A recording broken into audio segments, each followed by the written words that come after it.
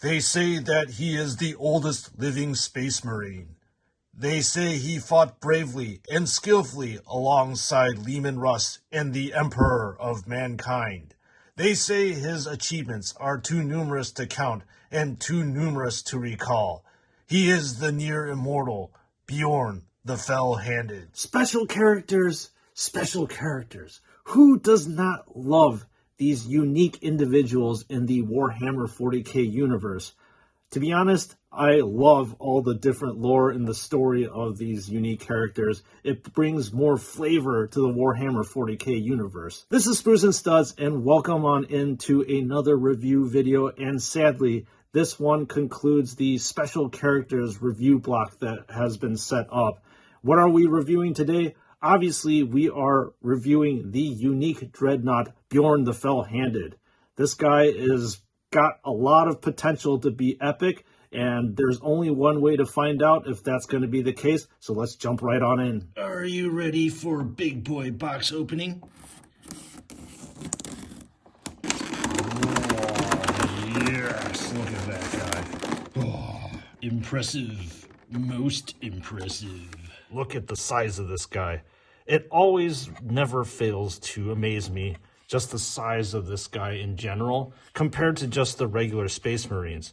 And look at all the detail that is in Bjorn the Fell-Handed. So as usual, we're going to be doing a top-down review of this action figure, or monstrosity, as you can see. And let's just start off with the top of him. Obviously, over here, you get the smoke launcher, and what's really cool about the smoke launcher is it has a wolf embedded into it. So as you can see here, the wolf has been dry brushed a nice shiny color of silver here to make it stand out. And then as we're looking at the painting on this action figure, you can see that there is a lot of shading on the sides of this paneling, so it gives more 3D character to this action figure. We are then going to take a look at this massive assault cannon over here, and there is a lot to take in and a lot to see on this thing. Clearly, you have your Space Wolves icon here, and it is very prominent in front and center. And then with regards to the metal of this part, it is actually, I think, a darker gunmetal color compared to the bolt rifles that we have seen the Space Marines wield. And this has also been dry brushed a light silver color pretty much all throughout the whole entire assault cannon. And you get to see a bunch of Space Wolves iconography down here. I love how the fangs are now turned into like amulets and pendants. We're going to flip this around and take a look at Bjorn's left hand side, which holds True Claw. But look at the detail that's in this action figure. It is phenomenal. I'm always floored by how much detailing goes into just these Space Wolves action figures. So you have the shield that's strapped onto Bjorn's left hand side, obviously a Space Wolves character, and then there is a massive wolf's pelt here that has a lot of character here. So you can see this dark brown color gradually lighting up to this medium brown and then lightening up to this off-white, almost like bone-ish type of color. We're going to flip this around and take a look at this area, and you get to see a bunch of skulls lashed together. So you've got probably some sort of humanoid skull, and this is probably what, like a gigantic wolf skull or something like that. Really nice to see. Excellent detail. And now let's take a look at True Claw. So True Claw is obviously a special claw, and this is a glorious metallic color. So there's a bunch of depth here. So you've got that base coat of a silver and then overcoated with a nice translucent blue that I keep harping on, but I love seeing this stuff. And in the middle of this claw, you can see this Fenris badge here that prominently sticks out with a bunch of shading. And then we are going to now take a look at this massive heavy flamer. The fuel tank has a nice wolf skull at the bottom of it. So now we're going to progress onto the center of Bjorn. And my God, there is a ton of detail here. I think some of you have got to fill me in on the lore, especially on this side. I'm not sure exactly what this means, as I am not a complete Space Wolves fanatic. And this Space Marine is obviously grabbing a dragon to slay it. And just look at the detail that's on this thing.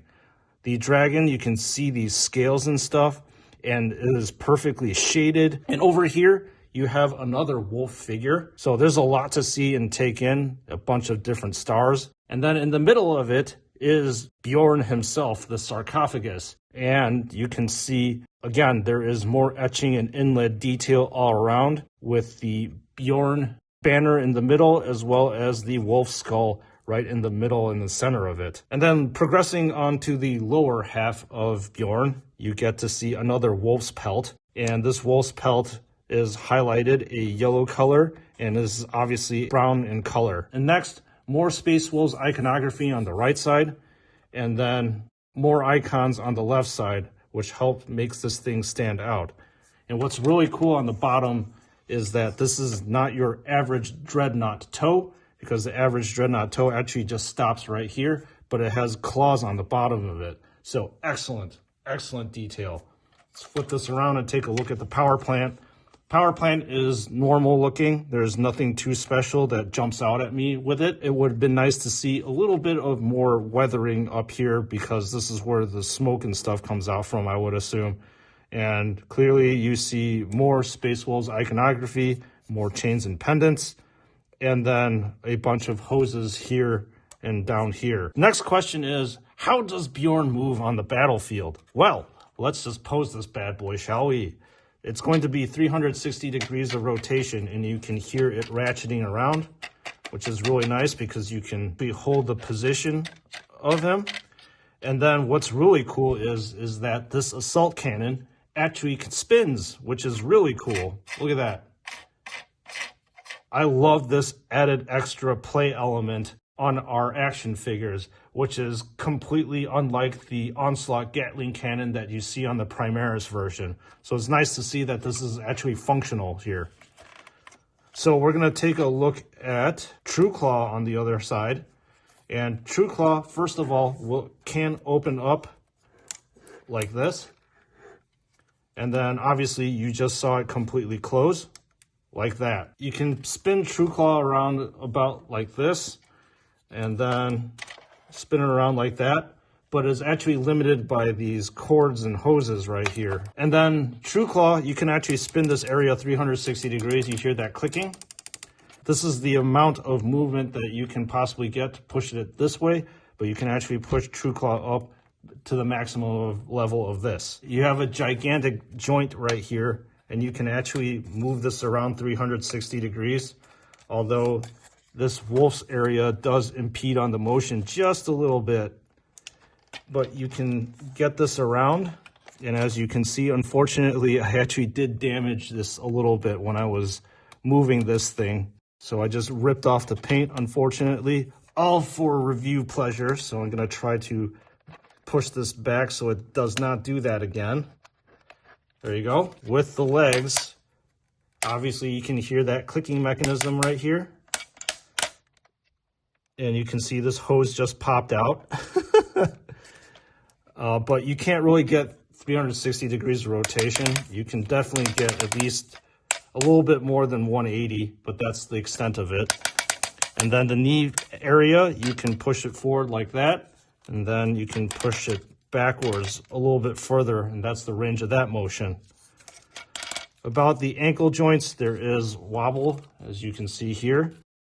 That goes back and forth. And that is pretty much the extent of motion on Bjorn. And also, for those of you wondering if this sarcophagus opens, it doesn't open in the traditional sense, but you can pop it off. And this is pretty much what you see. There's no inner display like you see on the other dreadnoughts. All right, that's our review on this massive bad boy. Let me wrap it up. Holy cow, what is there not to like about this action figure? Seriously, I love every single part of it. The amount of detail, the amount of intricacies on this thing is absolutely unparalleled. I mean, look at this thing. You have a fully functional assault cannon that you can tour around like that. And then the level of detail with this iconography down here beneath the assault cannon. And you look at True Claw itself with all the different details, the icons, the everything on this thing is just phenomenal. And where the middle and the sarcophagus region with the Bjorn banner as well as the wolf skull, as well as the two other icons that are flanking the side of the sarcophagus. Like I said, it is absolutely unparalleled. So obviously you already know what the verdict is on this thing. If you're a Space Wolves fan, this is an absolute must, obviously. And then, to be honest, if you're a fan of just Space Marines in general and all the different iconography and details on this thing, you have to get this. So this is Sprues and Studs, and I hope you enjoyed this in-depth review as I give as usual. And if you're a fan of these in-depth reviews, please consider subscribing if you have not done so. I am sad to say this does conclude the Special Characters review block. It's just as quick as we got started, we are now ending, which is a sad thing. But look forward to more JoyToy reviews in the near future. And as usual, thank you all for watching, and I'll see you all in the next one.